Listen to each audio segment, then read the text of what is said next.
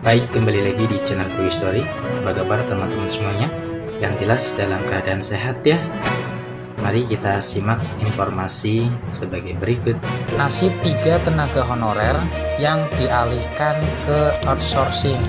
Bagaimana sistem rekrut dan gajinya? Ini informasinya.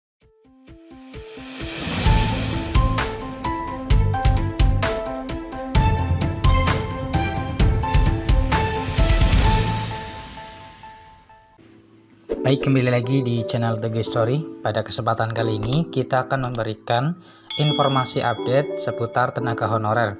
Informasi ini kami kutip dari laman website bandungraya.com. Informasinya yaitu nasib 3 tenaga honorer yang dialihkan ke outsourcing. Bagaimana sistem rekrut dan gajinya? Ini informasinya. Simak informasinya baik-baik. Lengkongayo.bandung.com, seleksi P3K 2022 sudah dibuka sejak akhir Oktober lalu. Lantas bagaimana nasib honorer yang dialihkan ke outsourcing? Karena tidak bisa mengikuti seleksi P3K 2022, bagaimana sistem rekrutmen dan gaji tenaga honorer yang dialihkan ke tenaga outsourcing atau alih daya? Simak informasinya. Pada tahun ini, seleksi P3K 2022 hanya dibuka untuk guru honorer, tenaga kesehatan non-ASN, dan tenaga teknis yang sudah bekerja di instansi pemerintahan. Formasi yang dibuka untuk tenaga honorer pemerintah, tenaga kesehatan non-ASN, serta guru honorer dengan rincian sebagai berikut.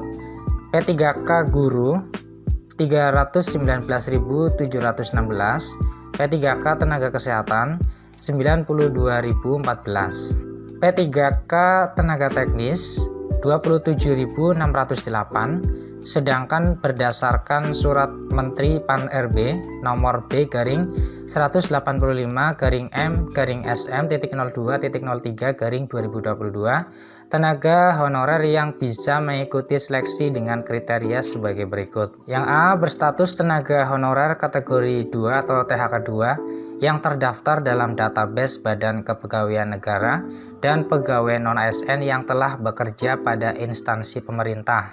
B, mendapatkan honorium dengan mekanisme pembayaran langsung yang berasal dari APBN untuk instansi pusat dan APBD untuk instansi daerah dan bukan melalui mekanisme pengadaan barang dan jasa baik individu maupun pihak ketiga. C, diangkat paling rendah oleh pimpinan unit ketiga. D, telah bekerja paling singkat 1 tahun pada tanggal 31 Desember 2021. E, berusia paling rendah 20 tahun, paling tinggi 56 tahun pada 31 Desember 2021. Tenaga honorer yang tidak bisa mengikuti seleksi akan dialihkan ke tenaga alih daya atau outsourcing. Adapun honorer yang akan dialihkan yaitu pengemudi, tenaga kebersihan, serta satpam. Lantas apakah tenaga honorer yang dialihkan ke outsourcing menggunakan sistem kuota seperti seleksi P3K 2022? Berbeda dengan P3K yang memiliki kuota pasti dalam sistem seleksinya.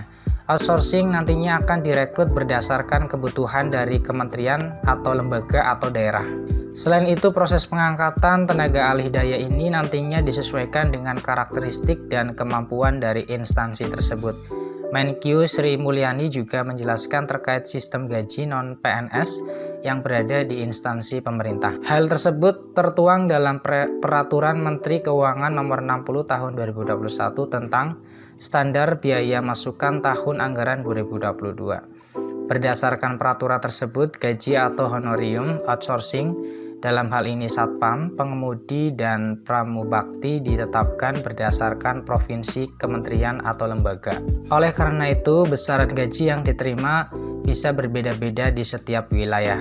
Demikian penjelasan terkait nasib tenaga honorer yang akan dialihkan menjadi outsourcing karena tidak bisa mengikuti seleksi P3K 2022. Terima kasih atas perhatiannya, tetap semangat dan optimis, selalu berpikir positif. Terima kasih atas perhatiannya. Assalamualaikum warahmatullahi wabarakatuh.